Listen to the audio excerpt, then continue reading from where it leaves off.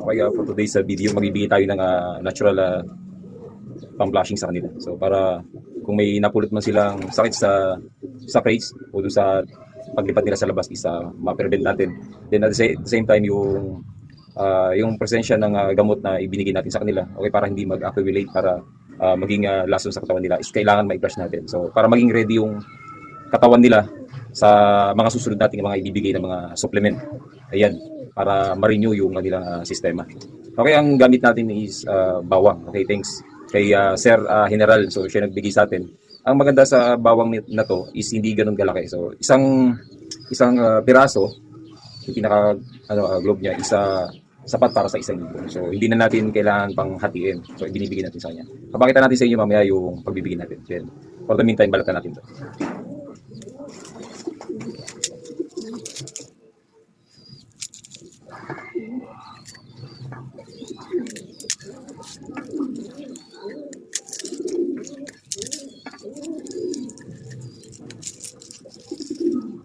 Yung inilalaro natin guys is 8. So 4 doon ay young bird. And yung 4 naman is old bird. Old bird category. Dalawa yung naka-club ring sa ating mga old bird ng Ulpa South. Yun yung mga bata nating inilaro last time na nakitahan natin na medyo mabagal sila sa paglipat. Kaya ngayon natin ipinagpatuloy yung kanilang journey sa South. So ngayon ay summer race ang nilalaro natin. Ang dulo ng race ngayon is Esperanza. Ayan, nasa first lap derby na tayo. Natapos na and maganda yung pauwi nila. Bukod kay 011. Si 011 is medyo talaga mabagal. Although ang cutoff is 500, hanggang doon lang ang lipad niya. 500 plus. Then the rest, yung ating dating nag-111 lagi, yung isang ulpa na grizzle is may tama yung singit. Ang nangyayari, nagbago yung lipad niya.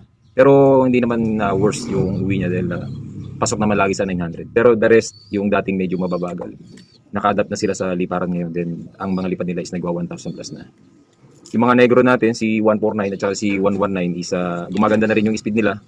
Ang maganda nito, nag 1,000 plus speed na sila. Hindi katulad ng mga nakaraan, talaga lagi nagkapahuli.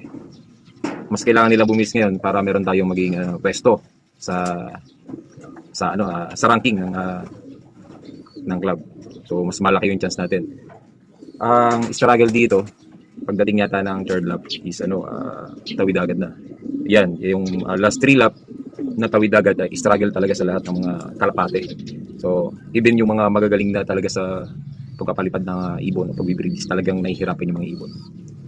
Okay, kita naman natin yan last time nung journey natin sa South is isa lang yung mga nakauwi sa overall na mga pinalipad.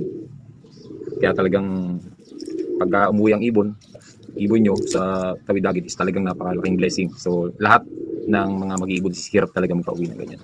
Depende na sa ibon kung talagang uwi ng tawid dagat o kung ano yung strategy. Okay, meron tayong 1, 2, 1, 2, 1, 2, 3, 4. Okay, meron na tayong 5. Ito yung tinatawag na bawang na native. Ayan. Kagandahan itong ganitong pagpa-flushing is talagang effective at saka safe. 1, 2, 3, 4, 5, 6. Maliit yung iba. Doblehin natin.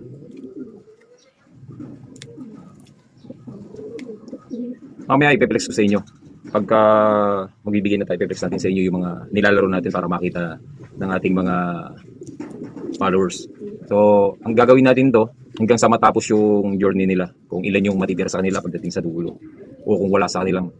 Yun yung part ng ating documentary. Sa ginagawa natin sa kanila. Yung pagbibigay natin ng mga ginagamit natin pag-recover sa kanila. Pagbibigay natin ng electrolyte, pagdating. Ayan, yun yung importante. So kapon hindi tayo nagbigay ng kahit anong supplement. Dahil maganda naman yung kanilang pagdating. So inobserve natin, wala namang masama ang pakiramdam sa kanila. So ang binigay lang natin sa kanila is yung pansalubong natin na electrolyte.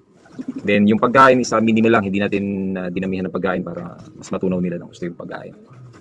Ayan, meron tayo 1, 2, 3, 4, 5, 6, 7. Okay, one more. Welcome ka pala sa ating new page. So makikita nyo, kung dati sa going 13,000 na yung ating followers, ngayon down to 197. So back to zero po tayo. Okay, sa lahat ng mga dati kong followers, please follow the Gadgetable Philippines Arnold TV Vlog. So ang pagkakaiba lang is yung previous page natin is merong sa dulo may page. And makikita nyo iba na yung background, iba na yung profile. Ayan. Yung dati sa hindi ko alam kung mariretrieve pa natin. So napakalungkot nung nangyari. Nahack ng foreign yung ating. Then nag-petition na tayo sa FB, then tignan natin kung ano mangyayari. But for the meantime, tuloy na natin. So kung hindi man natin ma-retrieve yung ating previous pages, i-continue natin yung vlogging dito sa ating new page. Then sa mga followers natin na makakita ng video na to, then ayun, in-invite ko kayo na please, kung ano yung supportan nyo sa ating dating pages, ganun din yung maging supportan nyo dito sa ating new page. Ayan. Makita niyo naman doon ay wala na tayong napopost na video dahil hindi na tayong pinaka-admin, so na-hack nga siya. Ayun, yung mga latest video natin, current races natin is dito na. Ayun, ready na yung ating bawang para sa ating natural flashing. Okay, sa mga may tanong doon sa mga newbie. At doon naman sa mga dati nang gumagawa nito is ayun, alam niyo na yan, yung ganito, hindi na to sekreto sa ibang mga mga pan-share natin dahil yung iba talaga gumagamit nito. Then sa part natin, the Gladiator Philippines Arnold TV Vlog, ito rin yung gamit natin sa pag-flashing.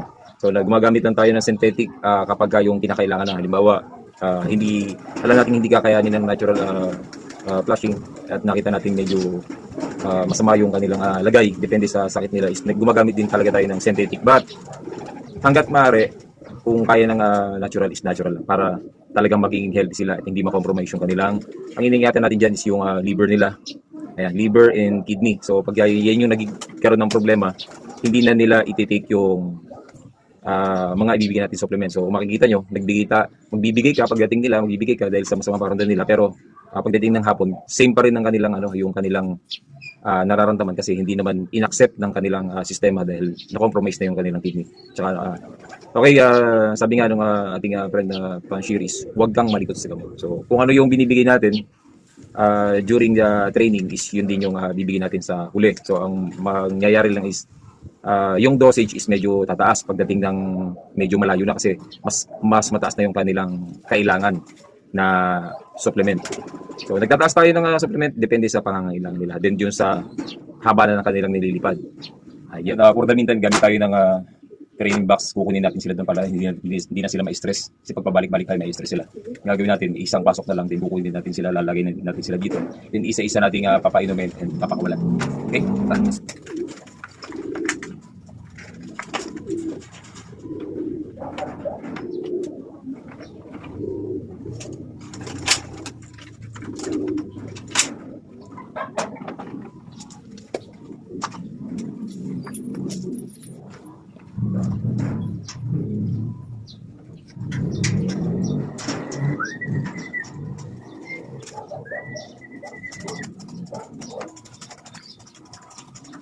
Paano siya pagka mali ang tao dito yung mga pre, hindi ko malapit na tao yun,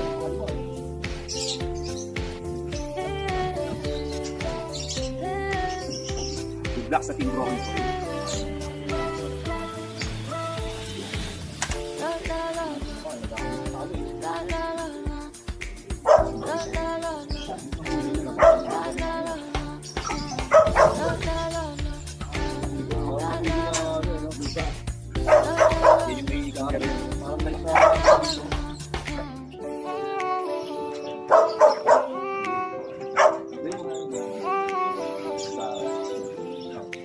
Mamaya sa video.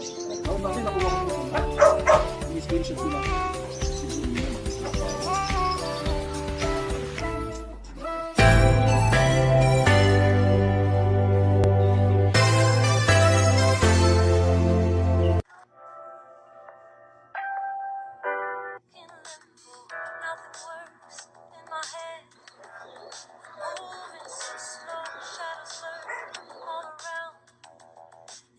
Sorrow, can't focus, I'm distracted.